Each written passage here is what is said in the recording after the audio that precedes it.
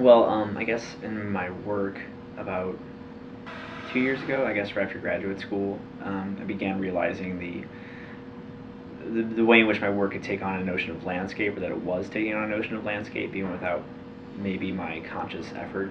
And this is just a bit of history, to the piece, to the human geology piece, because I've been involved in looking at the biology, basically the biology of neurology, looking at the biology of memory, and becoming interested in brain form, and not so much the specific parts of the brain that took in different parts of memory and meted them out and what have you, because I began to understand that the whole thing was necessary for it to work, for it to function.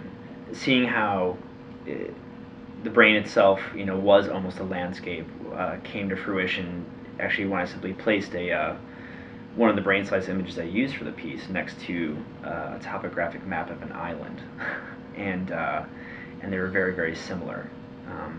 The coloration, the shape, and everything were very, very similar, and so I began to think, what does that mean? What's the distance between this? And I think that's what the piece is the distance between those two.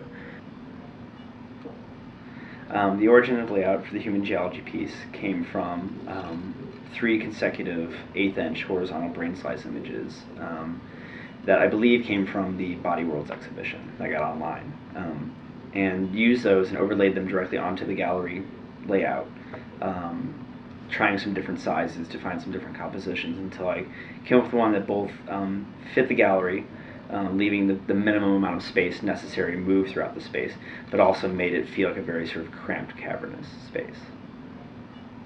But probably one of the first steps was simply overlaying that, just drawing that onto a transparency that I made up of the gallery measurements.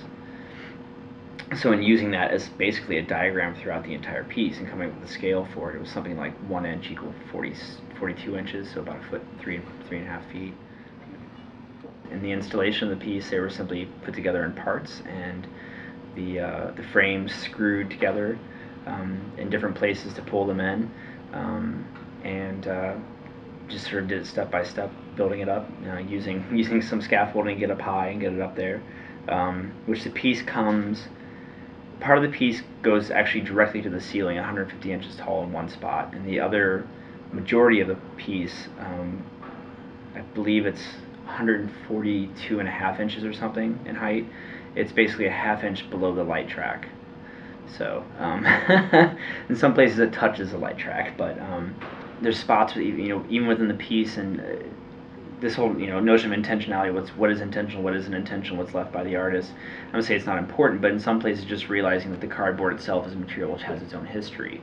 And I think that taking it from a recycling center to me wasn't so oblivious or ambiguous. It was something where it had its own history, it has writing on it, it's almost archaeological, and so there's spots within the piece where the writing is more evident, or the condition of the cardboard is more evident. Obviously the color of the cardboard begins to create the piece, which wasn't sometimes taken at random, whatever I could get at the largest size, but it's still the same material. From start to finish, if I include planning, it took approximately 7.5 to 8 months to complete, so about a month to a month and a half of planning, which wasn't as intensive. I'd plan when I could and write out what I could and decide what to keep and what to get rid of. But from physical start to finish, it was approximately 6.5 to 7 months of work, sometimes working 13 hours a day. I hope to create, a cavernous environment. And I hope to create perhaps a conversation between myself and them, between themselves and others, about this notion of them walking through this part of the brain and becoming a viable landscape, not just a representation of it, but now it's an environment, that they have to engage in.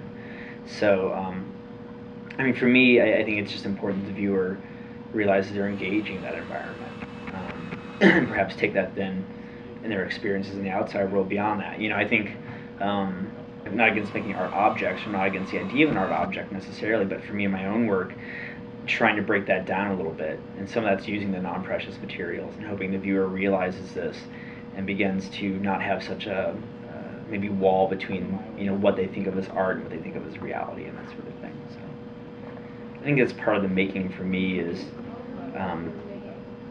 wanting to create something to perhaps call people to be a little bit more brave in their decision making, or brave in their I don't know how to say it. I don't really know how to say it, but in their interaction with not only artwork but perhaps the larger world. If you think something, say it, or whatever. So, don't hold back. Go crazy, folks.